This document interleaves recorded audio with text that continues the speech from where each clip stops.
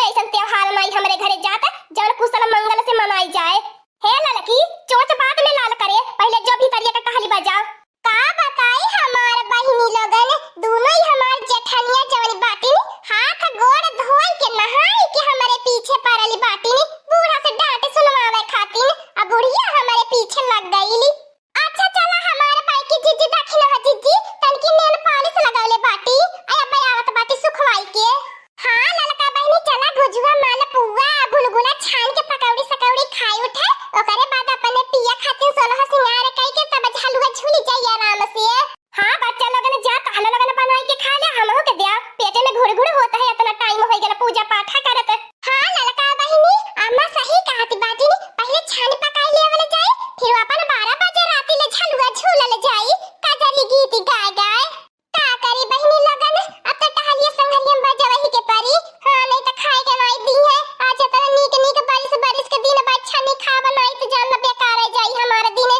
का बताई हमारे बड़की जिज्जी तोहर हाथ में जादू है जादू केतना नीक महकत बा हमारे बड़की जिज्जी देखले में इतना नीक लागत महकत इतना नीक बा खाइले में केतना नीक लागी। आ देखा लुला लका बहिनी बड़की जिज्जी केतना झट्टे झट्टे लट्टा से फट्टे से बनाई के तैयार कर देहनी इतना आइटम। देखा रे लड़की देखी नहीं लाल ने टपकाया कुली ने जानत बाटी तने बहुत लाल चाही ने बाटा देखत लारी चुवाई देबा कुली खाना सत्यानाश हो जाई। अबे ई मीठा मीठा बना के धइले बाटी आहा पता भर बासी खा खा पानी पी जाई इने सोचा कुली के एक दिन खाई के हजम करनाई। हे हमार बड़की जिज्जी तू अपने बारे में सोचा हमें तक तू ये गुजुआ खा त पेट भर जाई लेकिन तू हत एक तसला लगाला नाही ललका बहिनी अब की हम एक तू ये गुजुआ नहीं खाबे अब की त हम ढेर कुले गुजुआ खाबे खोआ वाला बनल बाय रसेदार सीड़ादार बाय मजा है आ जाले खाई के।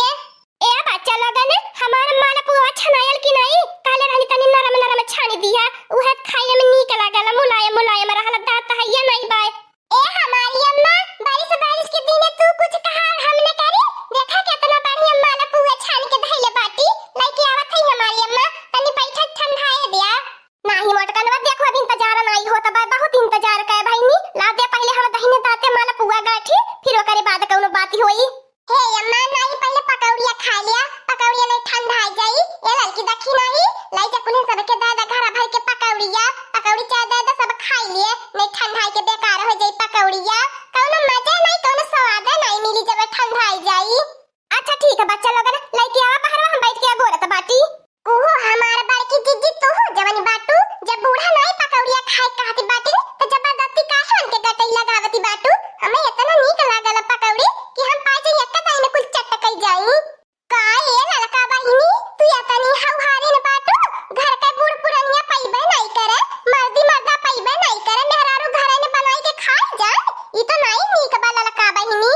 कोह भतार कहती बूढ़ा इतने मेहनत से बाजार हटिया कई के लईनी हमारे झिनकुआ पापा पकौड़िया सूंघी के बाहर में बैठल बाटे अपने उन झिनकुआ पापा के न देई अकेला तू ही खाबू हे देख लिया अपने घर में ऐसा होला हमार बड़की जिज्जी सब ढोए ढोए खाना वाला अब बाद में का बचल हमने ने के खाली पकौड़ी के चुरकू ना तू तो औरा भातार काटी बहुत शरीफी बाटू खाली चुरकू ना पावैलू हमने के सिखावे आई बाटू छनता रही ले जाए के उठा उठा ढोए ढोए अपने घर में सोई के बुचरवा आईबू फिर अपने मर्दे लइका परानी साथे खाइलू नहीं तो तू बतियावे भर के कहा भर के बाटू का भैया बच्चा लोगन बाहर पकौड़िया लेके नहीं आइलू कब से बैठ के इंतजार करत बाटी तो हम लोगन पता न कान का भीतर ये करत रह जाएलिया कि हम आवे के पर जाला फिरू।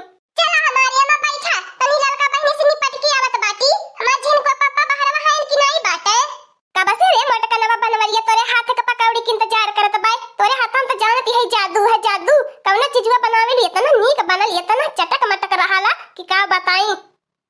ए लड़की देखी नहीं थोड़ी देर तने संभारा हम अपने झिनको पापा के पकौड़ी खियाई के आवत बाटी नहीं देखा हमारे बड़की जिज्जी तो हने दोनों जन के पालानी के त्योहार जही रहला हमने दुल्हन का हमने दुल्हन का पति तो हरदम पाजा सब अच्छा वाले रहले तू नहीं जानबू हमार देखी न जिज्जी बड़की जिज्जी खाए पियन ता गाही मारे में तेज बाटी अब वैसे बारू जन के बहाने लेके निकली है आई अपने बारू जन के दो चट्टी खियाई के अपने ठूस की आई गई है तोन्ने का मुंह एक दाई नहीं चुप रहा तो तोन्ने का मुंह बाजा जब देखा तब लड़त रहला तोन्ने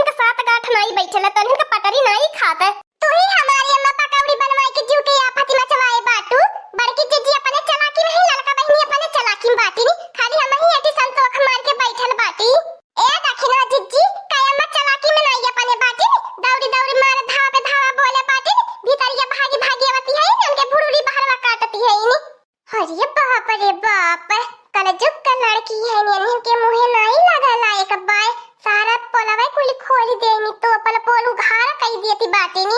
बतावा बहिनी हम अपने परनिया खातिर नहीं मारब, परनिया हमारे खातिर नहीं मरी, तब बतावा क्या करे खातिर न मारब।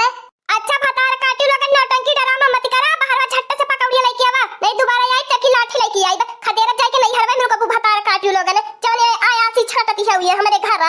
ए देख लिया बहिनी आजकल का धिया पतो ही बाटी सास के माने सास कुछ जनबा नहीं करती नी। का रे हमार मोटकनवा दू चाठी हमारा दोस्त आलन हित व्यवहारी आला बाटे। आज नाग पंचमी बा त्योहार बा, खाए पिए के अपने घर बलौले बाटी निकर कुल बनाए भाई बाटी लइके बहरवा। ए हमार झिनकुआ पापा तू चला बाहर सबके बैठा हम लेके आवत बाटी बनाए त भैया बाटी हमें। हाँ मोटकनवा तनी जल्दी करी है। का हो हमार बड़की जिज्जी बड़ जन के क्या कहले रहल अपने हित व्यवहारिन के बलावई के, अब अपने मर्द के हित व्यवहारिन के ठुसावा आ जौना चा बच्चा अपने ठूस के बैठी जा, हमने तहां लोगन के मुंह ताकत रही जाई। हम त हमार दखिना जिज्जी है सोची एतना ढेर कुल्ली बनल बा हा पता न चली, अब बड़की जिज्जी के बस चले ती एको घंटा नहीं बीती। जानती है लड़की जतना गुजहो माला पुहवा बसियाला वतना नीक लागला। ते हमार बड़की जिज्जी देखा हम साफ साफ कहत है कान खोल के सुन लिया, बड़ू जन के हित व्यवहारी खातिर नहीं बनल बा, उन्हें नहीं ले जाए के बा, अगर उन्हें खियावे के है बनाई के तो फिर से बनाई के खियावा अपने बड़ू जन के हित व्यवहारिन के। का हो भतार काटी लोगन का पता हमारे झिनकुआ पापा के हित व्यवहारी के रूम पे भोले बाबा आल होए तो उन्हें अपमान कह के द्वारे पास लौटाई तो ठीक बात नहीं बा। इहो बातिया तो दक्षिणा चिच्ची सही है, बड़की चिच्ची कहती बाटी नी। लाई चला हमारे बड़की चिच्ची खिया दा बड़ू जन के हित व्यवहारी ने किया